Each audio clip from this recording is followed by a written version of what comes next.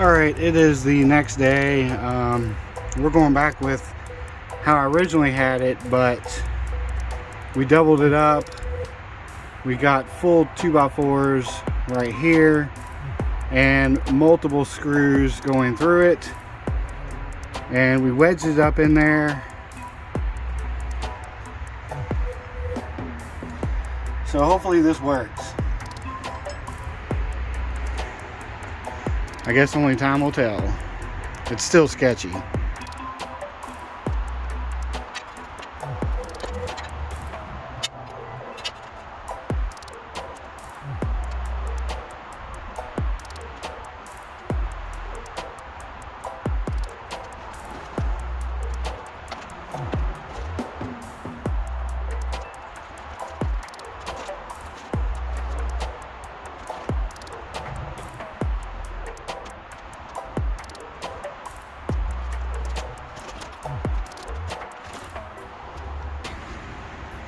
So there's a little crack right there. I can't get the wheels to go over that.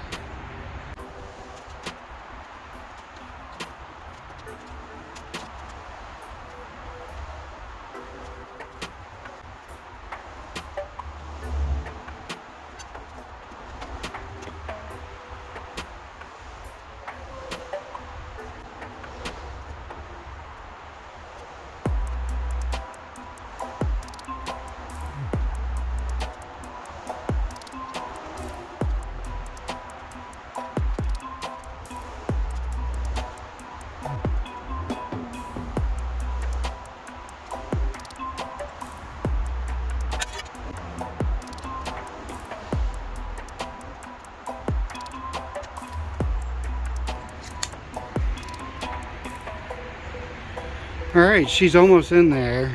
The mount doesn't quite line up, but I'm having a problem with this hitting the rear mount. So I probably should have leaned the engine forward. That way the intake manifold would be up higher. So I guess I'm gonna have to break out the cherry picker and hoist it up, at least tilt it, that way I can slide the engine into place, get that mount up there. But if you haven't noticed, it's been kind of raining on me. It was a mist, and then now it's kind of a little bit heavier than a mist, so I'm gonna take a break and we will revisit this later on or tomorrow. Alright, well, we got it all mounted in there. It's just teetering in there. I got both sides, left and right mount put in. I did have to take the throttle body off, which kind of sucks, because I did damage the TPS. I think I'm going to pull the one off of, where's it at? Where's it at? What did I do with it? Here it is.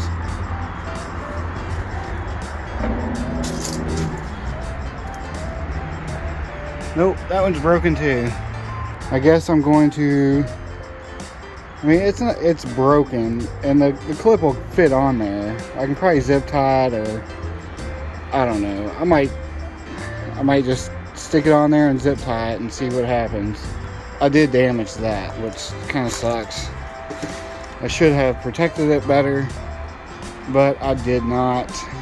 But I am going to have to get a new gasket because I took it off, so that sucks. But it is cold as balls out here, and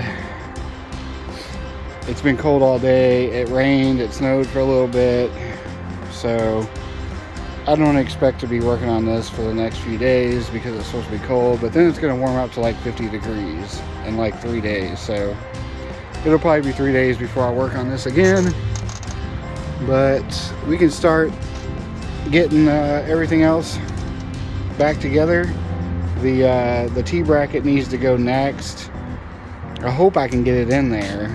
If not, I'm going to have to probably disconnect that mount, hook my engine hoist back up to it and pull it this way a little bit so I can get the T-bracket in there. But I'm gonna try to do it right now. I'm gonna lay up underneath the car and try to get it done. All right, here's my block of wood that I used to jack up the car. Let's pull that out. Since we no longer need it, we got a T-bracket. And this guy goes up here. So hopefully we can get it up in there. I'm not really going to record it just because it's in a tight enclosed area, but I just wanted to point out where it goes. We've got 2 of the holes here, and then this up here, that is right there, and then these 2 holes are in the bottom. It's going to sit up in there like this. Alright, so I disconnected that mount, and then I hooked the engine hoist up to here and back over here to the throttle body, because if I didn't, it would start to tilt. And now I've got plenty of clearance back here to get the T-bracket back there. And then once I set it back there, I'm gonna have to slowly guide it as I put the engine back in place. Probably doing it the hard way, but this is the way.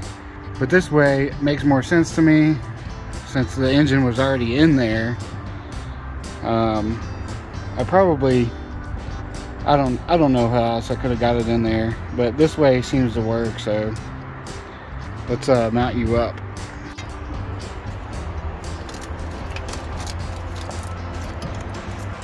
Try not to get any of the wires mixed up back there.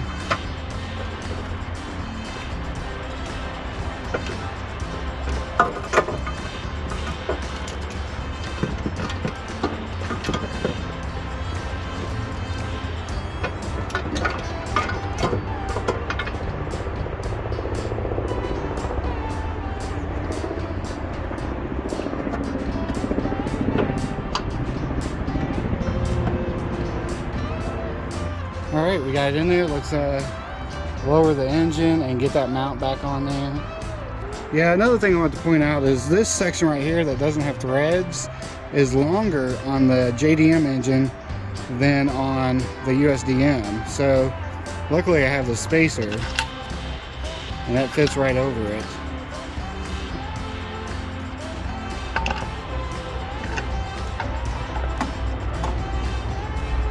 And we put the spacer on, and then we can bolt it down. Noise alert.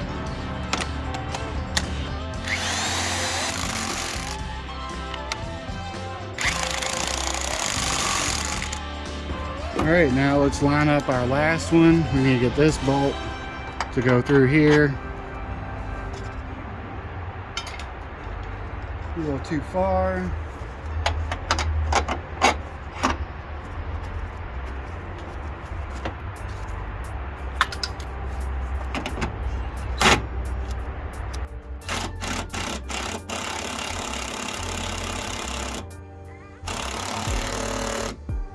Alright, so we got our T-bracket put in, we got both our mounts.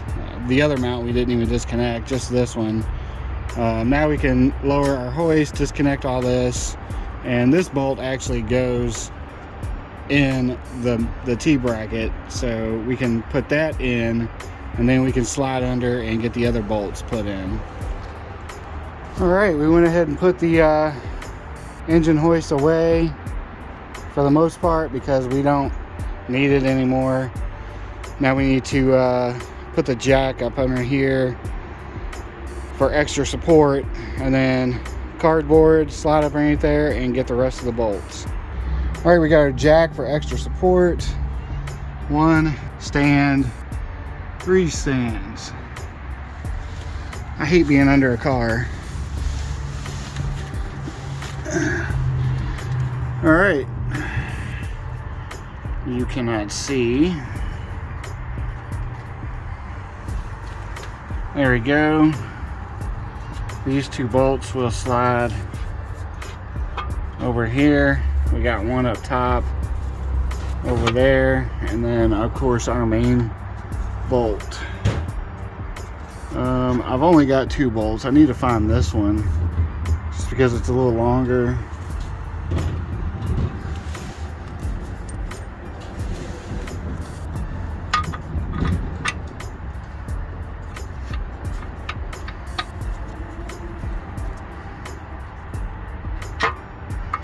Maybe that one does go there. And this one goes up there. I'm missing this one.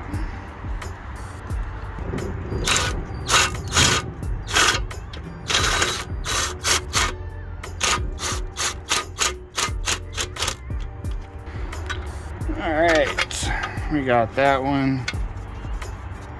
I wonder if I can get the impact up there. Maybe.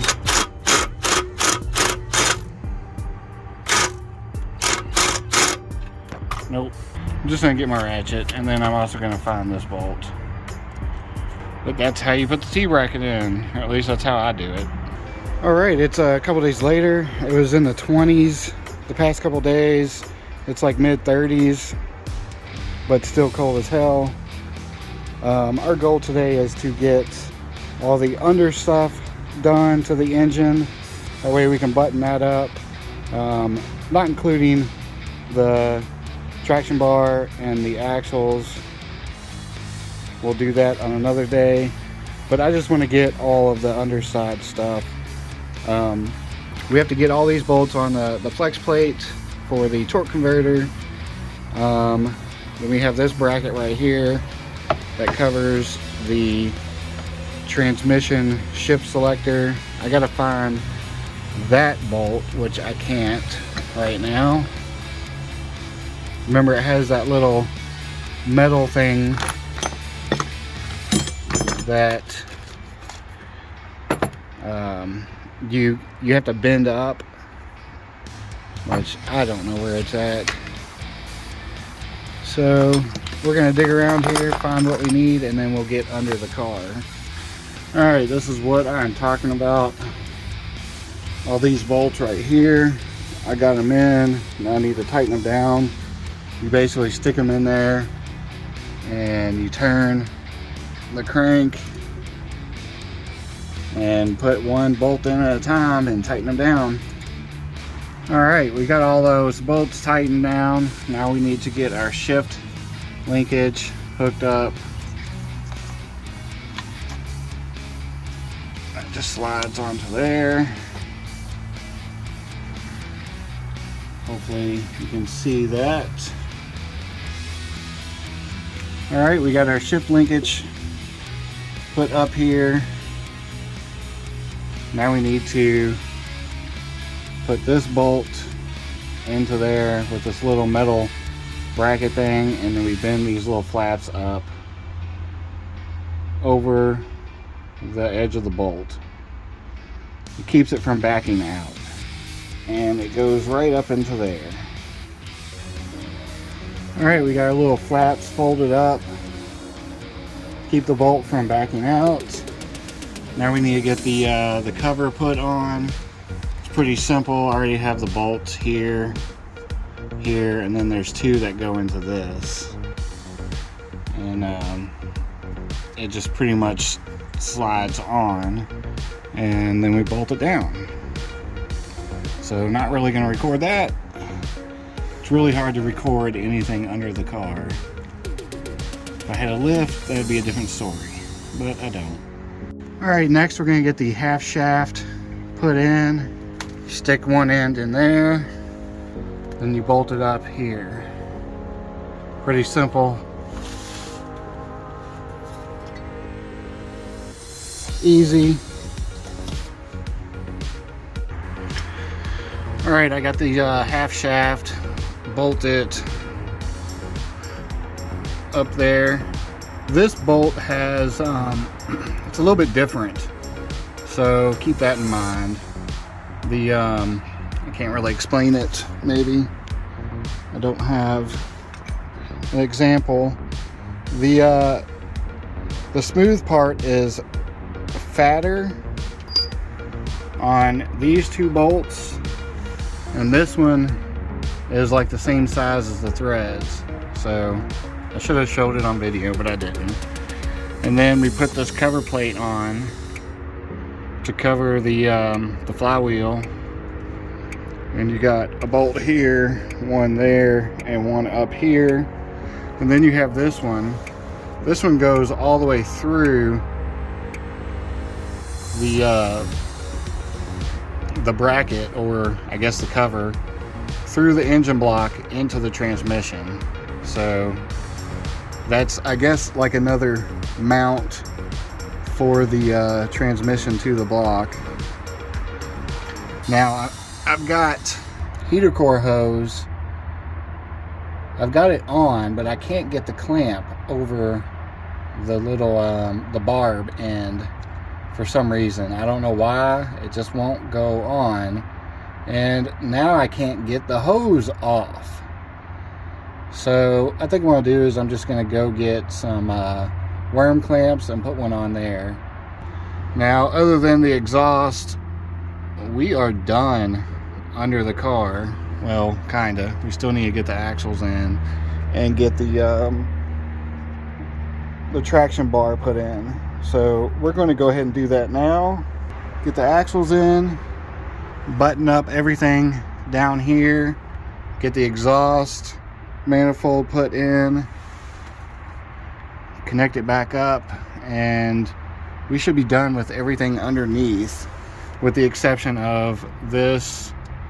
And I need to get an oil filter because we're going to change the oil, obviously. But the underside is almost done. Alright, to get the axle back in, there's like this little ring that goes around that has to snap into the inside of there, and that will lock the axle into it. Now we have to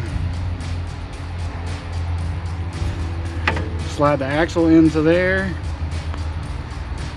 under here. You know, we might have to do the what do you call it, the traction bar in there first, because the radius rods bolt into here, and I think with the axle there, that'll be in the way. So let's do the traction bar first. Alright, it helps if you put these up on here and then slide it forward, and then put the jack up underneath there. That way you're able to get those in there, and then these will go into here, up into the frame.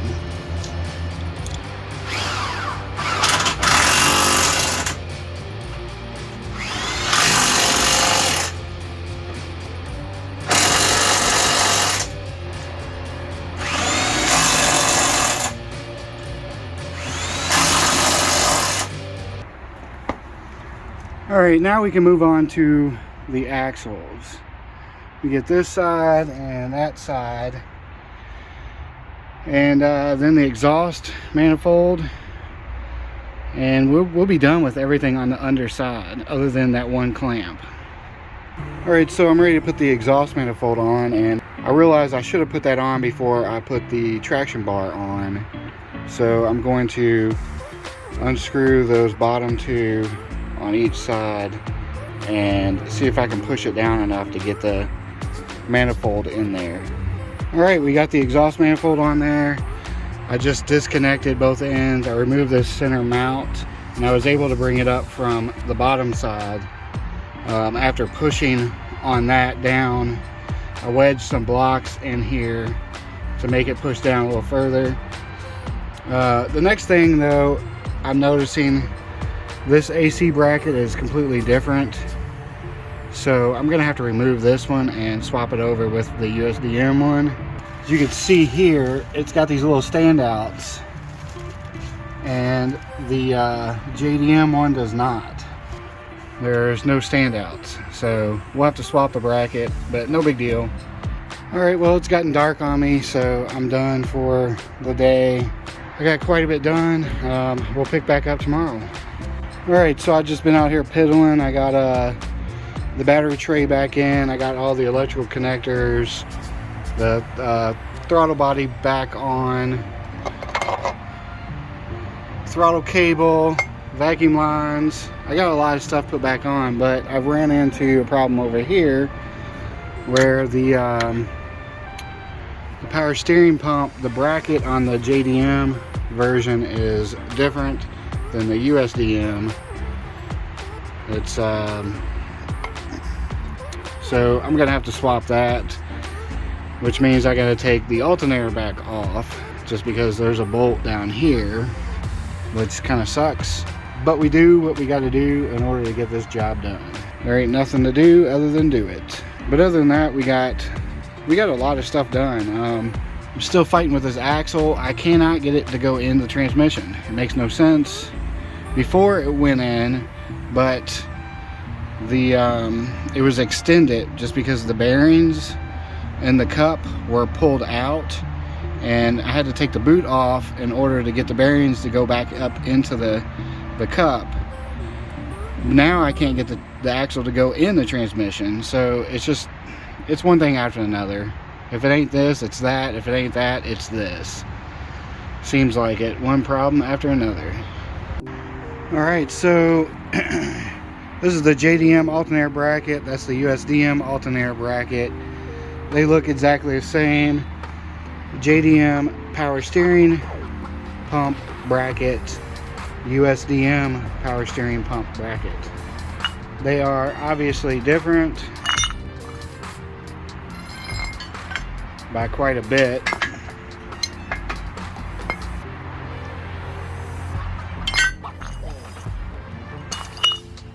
This one's actually aluminum, this one's steel. Yeah, you're gonna have to swap over the AC compressor bracket and the power steering bracket as well. Alright, well, it got dark on me. I've got a couple hoses to get back together, the fans, and everything on that side is done.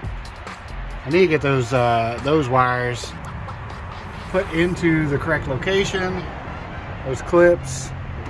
But other than that, it's done. It's just a couple more things. I just ran out of daylight and I'm struggling trying to do this in the dark. Get the fans on, fill it with tranny fluid, oil, and antifreeze, and we can get this thing started up. Except for this stupid axle. This axle is still causing me problems. But we'll focus on that once we get all of the rest of this done tomorrow, and hopefully we can start up and be done with this. Alright, we got everything back together except for like the distributor and the battery, but we got axles, wheels on both sides. I finally figured out what the issue is with that axle.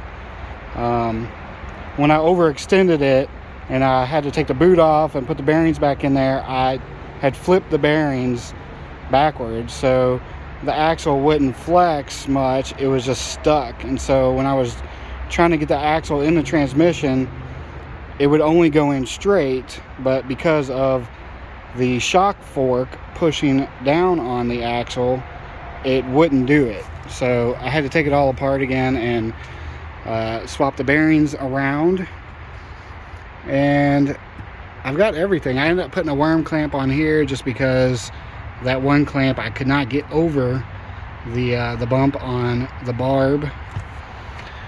I don't know, any other issues that I can think of?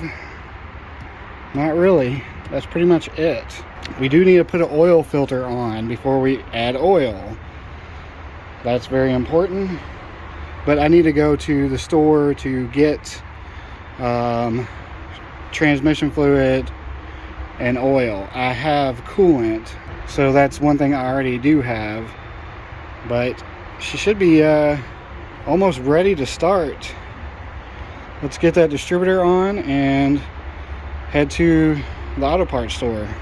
All right, it is dark at this point, but we got all our fluids in, oil, trans fluid, coolant. Nothing seems to be leaking so far. Let's give it a first start. I'm gonna turn the key, let it prime, double check, make sure fuel isn't leaking, and then we'll start it up.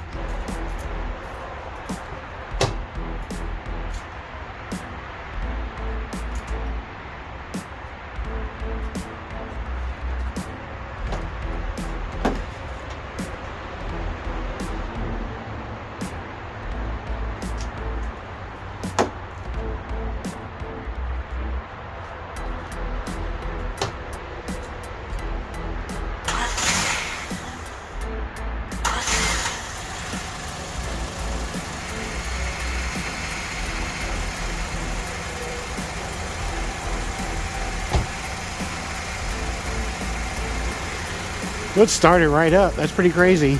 It the first start, it died like right away. Then the second start, fired up. Seems to be running really good. Sounds good. I did not do a valve adjustment, but it sounds okay to me. And I did dump a whole gallon of antifreeze in there, and then I started adding water. So there is antifreeze in there. But yeah, it sounds good. Let's wait till it warms up and see if the fans kick on, because I did break that fan switch, but I pulled it from that D15 from the that I pulled out of the white EF hatch, and it's supposed to be the same sensor. That sounds a little loud.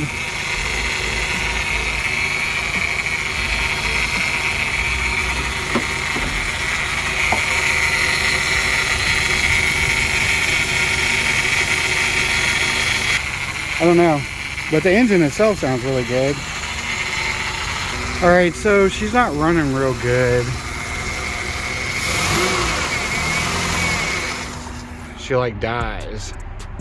And I've swapped out the map sensor, thinking maybe it would run better, or the map sensor was bad, because when I disconnect the map, it idles way better. And let me show you.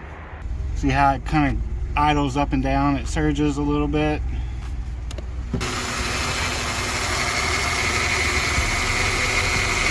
then when I pull the map, it runs way better. But obviously with the map, I can't accelerate because there's no map information going to the computer. So I think what the problem is, the gasket maker that I put in there, because I didn't replace the gasket, I just put gasket maker. I think it's clogging the hole for the map, and so I'm gonna have to pull the throttle body off. I'm gonna have to go get an actual gasket, clean all that shit off, and then we'll go from there. But I'm pretty sure that's what the issue is. I even swapped out the distributor with the JDM distributor, although it's leaking. So I'm gonna go back to this one, because this one actually has a good O-ring. But I gotta take my son to the doctor, and then once I'm done with that, I'll stop and get the new throttle body gasket, and we'll swap that out and see if that fixes the issue. And I still haven't been able to get the fans to kick on. It's not overheating, but the fans have not kicked on.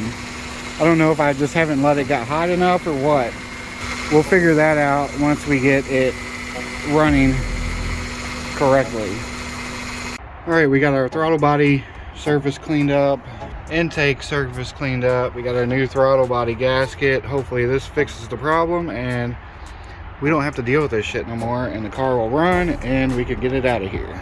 All right, we got the throttle body gasket in there. We got it all back together.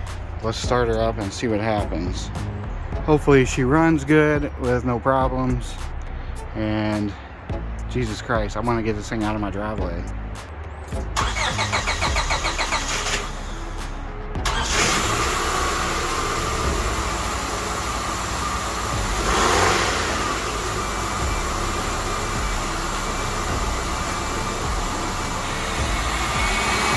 So far, so good.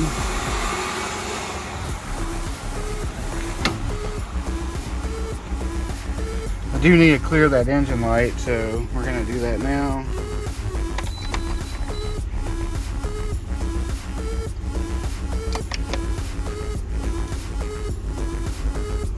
Probably need to turn it off, maybe not. The map sensor, yeah. All right, let's clear. We got that ABS light, left rear sensor. Okay, yeah, I remember this. This thing costs a shit ton of money, so we're not dealing with that.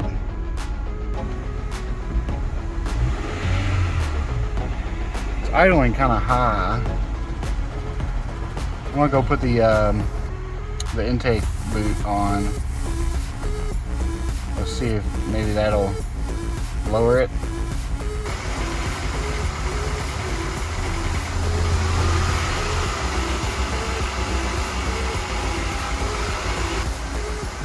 All right, let's let it warm up and let the fans kick on, go through the process. We'll take it on a test drive and hopefully we can deliver this. Hopefully we can deliver this to the owner and get back on other projects.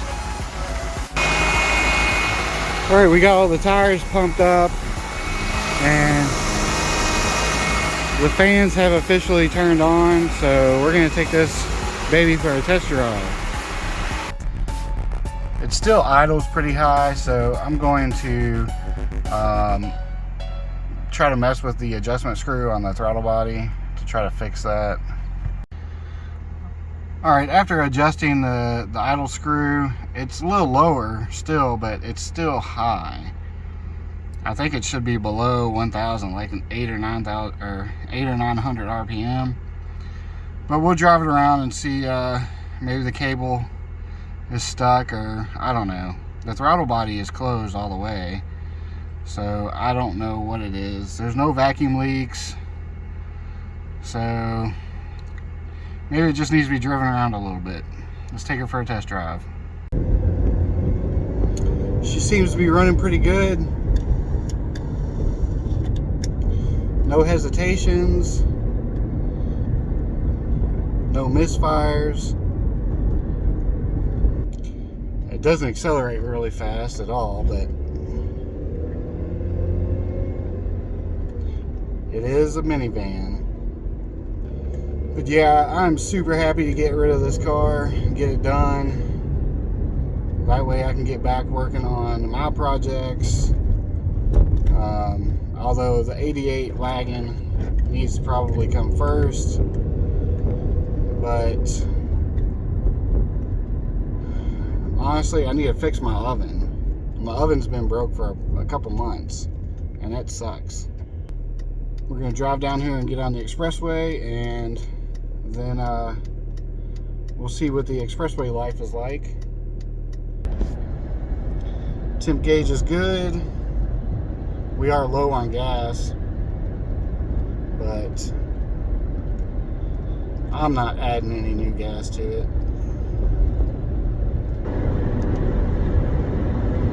70 mile an hour, and she's doing it. No problems. She definitely needs an alignment, but this car does need some lower ball joints, outer tie rods. Something I'm not going to do anytime soon, probably come the spring. Yeah, because I ain't got time for working on other people's cars right now. She is running pretty good, so I'm really happy. Hopefully the owner's happy, and I won't be seeing any more engine problems with this car for a long, long time. That idle though, I don't know why the idle's so high.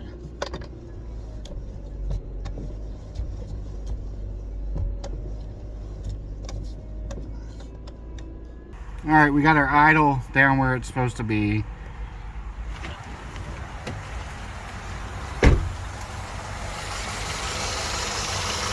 This whole time I was adjusting the throttle cable, but it was the cruise control cable that was tight. So there we go. She idles good, no problems. All right, here we are back on the porch. We're at the end of this project. We got it all done. She runs good. I'm extremely happy with the engine from JDM Midwest, Ohio. I would definitely recommend buying an engine from them if you're looking for a JDM engine and you're in the general area. Shipping costs a lot, but that's with any import place. So if you're within a couple hours, go pick it up. It's worth it. But this Odyssey's taken me, I don't know, about a month and a half, about a month and a week, I guess. Because originally the head gasket was blown, so I pulled the head off, had it machined, put a new head gasket on there, and it ran great, but it leaked oil. So I pulled the head off again, replaced the head gasket again, thinking maybe I messed up, or there was maybe a little pebble or something underneath there that I didn't notice when I put the head back on, just because of where it was leaking. It was leaking oil out of the strangest place. My guess is the deck of the block is warped, or there's a crack. I don't know. But we ended up pulling the whole engine, going to JDM Midwest, and buying a new engine. We got it put in and got it all together, and in between all that I had COVID for like 2 weeks, so that sucked. But she is done, and I'm ready to send this on her way to the owner and get back on my projects. The 88 wagon, hopefully we can get that done and get it out of here before it gets real cold. And but honestly, I need to fix my oven. My oven's been broke for about 2 months, and I've just kept putting it off, and it sucks not having an oven. So that's next on my agenda, is to fix my oven. But anyway, enough of the rambling. I appreciate y'all watching, and please like, subscribe, and share, and I will see you all in the next video.